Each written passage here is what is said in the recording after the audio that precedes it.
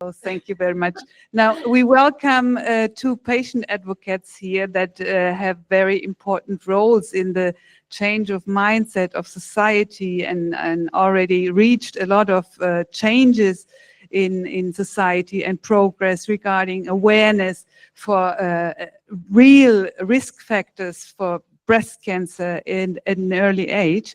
And I welcome here today Siobhán Freeney, which is a very famous and active patient advocate on the European level for dense breast tissue, because Siobhán, as any doctor, of course, who is a part, thinks that any woman should have the right to know that she has dense breasts because it's an additional risk factor. And then we have Krystal Barter, which is also why we had the luck to welcome you. Krystal is a real pioneer in raising awareness regarding BRCA mutations. She is from Australia. She is the champion in traveling for this conference. So she traveled almost, yeah, an applause for Krystal, please, because she almost didn't sleep. And Krystal's family was one of the first families, I think, that was tested in Australia. And she also was one of the first and very young women to choose to undergo a preventive bilateral mastectomy. So, Krystal, I would like to start with you. First of all, how do you know Dr. Christy Funk? And second, what is your story? Hey, Christy. Christy and I met through Angelina Jolie. Yes, that is my claim to fame. That'll be the first start to my story. I come from a family where every single woman has had breast and ovarian cancer. So my mum was 36, my nan was 44. She had cancer 3 times before she passed away. My great-grandma was 68, and across multiple generations, we have had about 20 women. So my mum is literally the only survivor in my family. Around about 25 years ago, we were found in a small country town in New Zealand and offered a test through a research project. And they basically said to my family, "We think we could help you." My mum was tested and it took about 9 months to come back. And she was told when I was about 16 at the time that you carry something called the BRCA gene. And I'd never heard of it. I had no clue what it actually meant. And it wasn't until I was about 22 that I decided to have the genetic test. I became a mum at 21, so risk factor for me. It was the best mistake I ever made. He's now nearly 20, and I decided to have another 2 children who are now 17 and 14. So I went and had the test, not for me, but for him. And they handed me a piece of paper across the table. The geneticist looked me in the eyes and said, "Because of this test, you will have a completely different outcome to that of your mum." And I looked at her and I said, "Tell me how and I will do it." And she said, "Go home, don't go on Google." What do you think the first thing I did was? I went straight on the internet, and it was a long time ago, like it was still dial-up basically. And it was a really dark, scary place to end up. I think there was a few people in the world who at that time had had preventative mastectomies, a very small handful of people. It was pretty doom and gloom. And I really didn't have great case studies in my family to look for. So it took me a couple of years to really navigate through that information. And I made a decision at the age of 25 after a high-risk screening came back that I had linear lines of calcification. I went straight to my surgeon and I said, "Take them. take them now. And I was 25, wheeled into surgery, came out, and I literally felt like the cloud had lifted.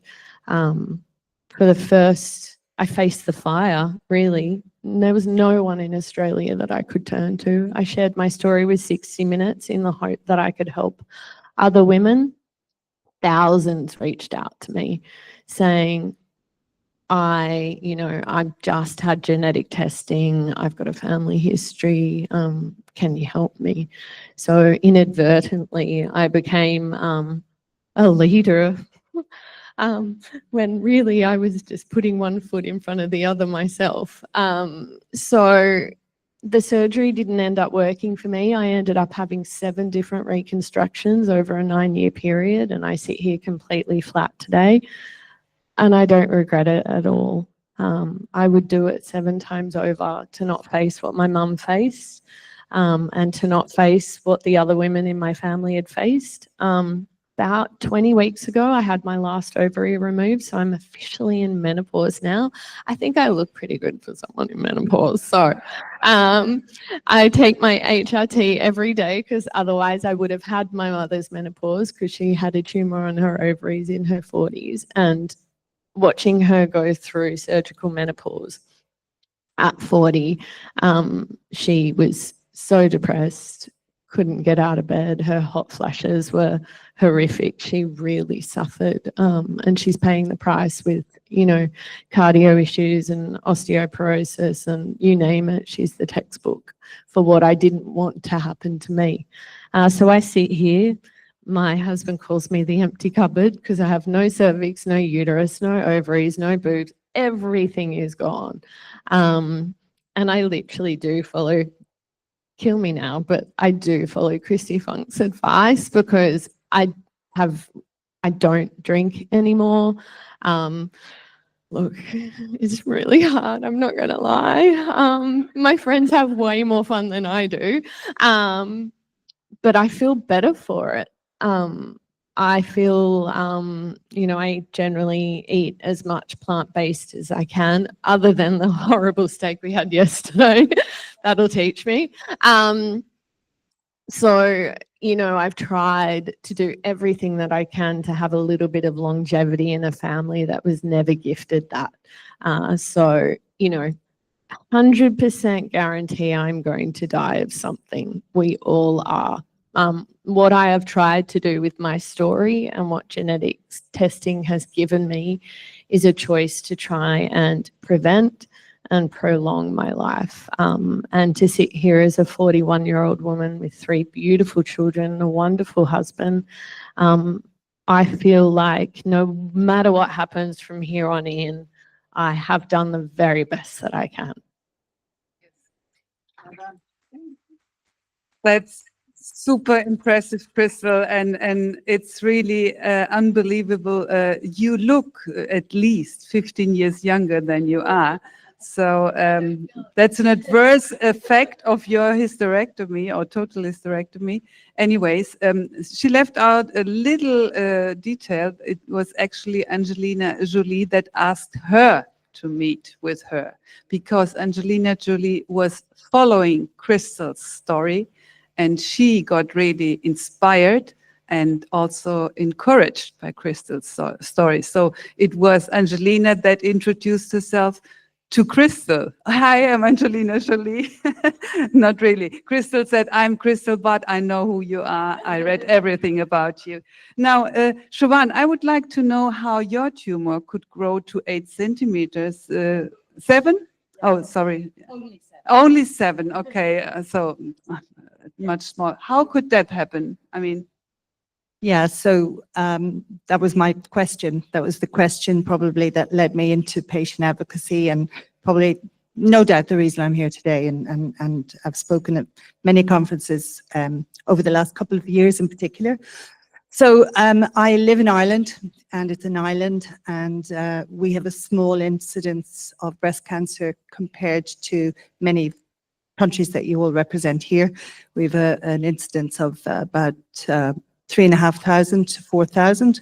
So it's small, okay? And I represent an even smaller community because my breast cancer was lobular breast cancer.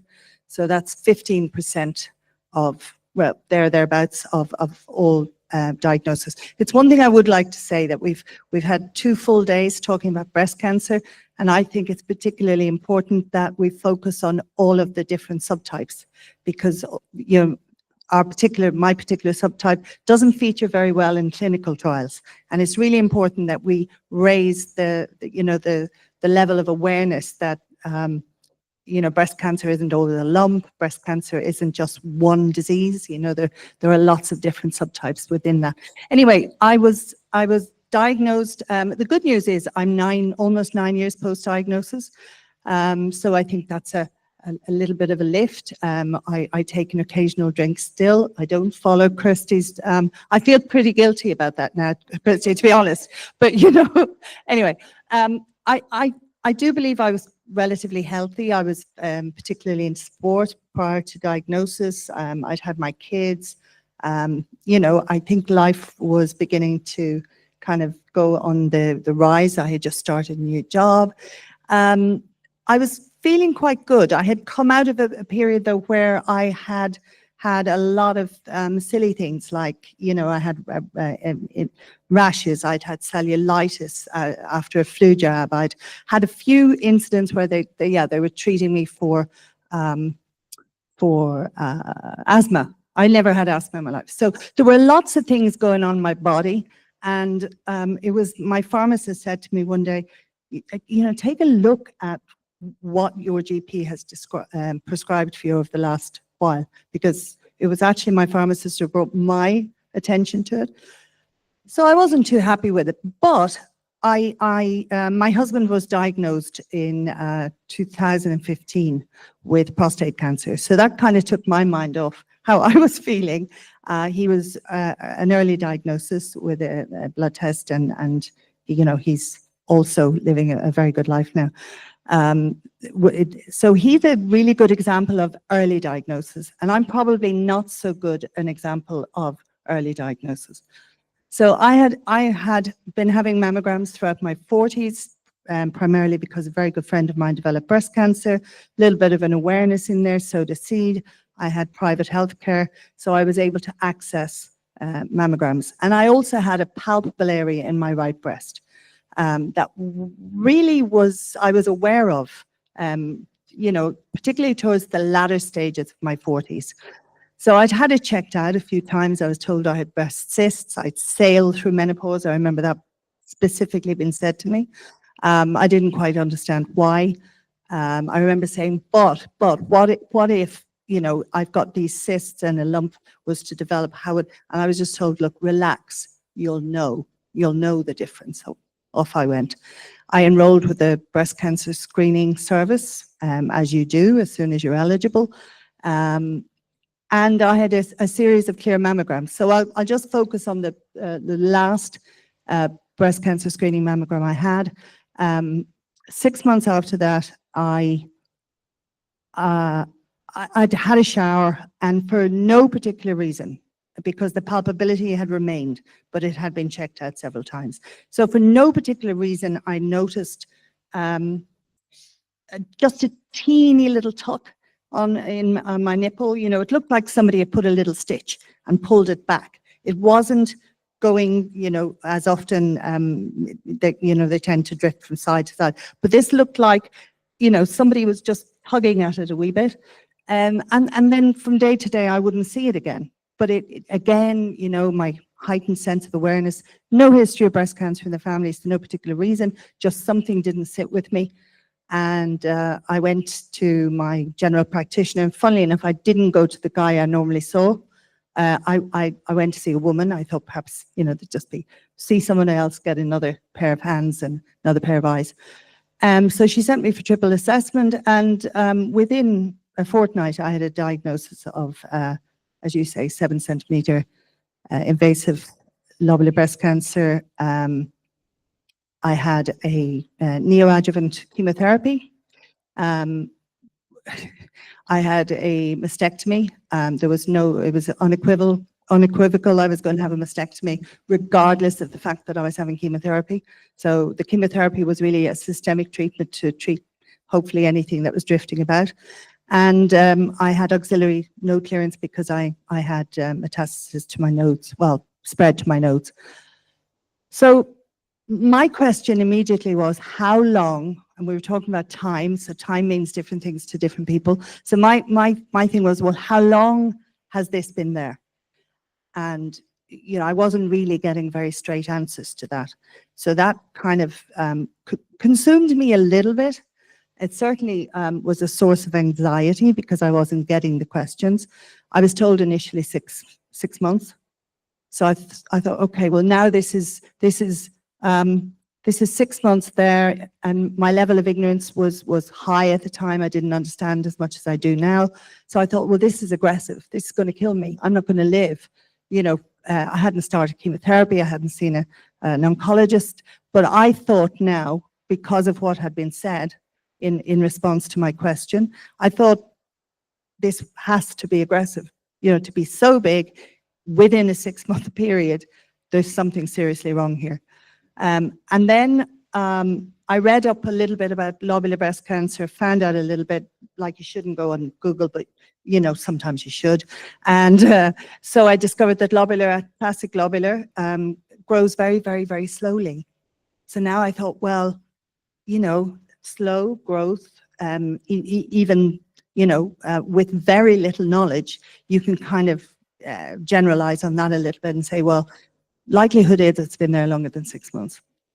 So the next question led me on to, how was it missed on my mammogram, or why was it missed on my mammogram? And they were saying, oh, no, nobody's saying it was missed. And I said, well, you know, it's clearly been missed. It's 7 centimeters. So now I do know, and I've learned a lot from working with researchers on lobular and so on, that lobular in particular doesn't show up well on mammograms.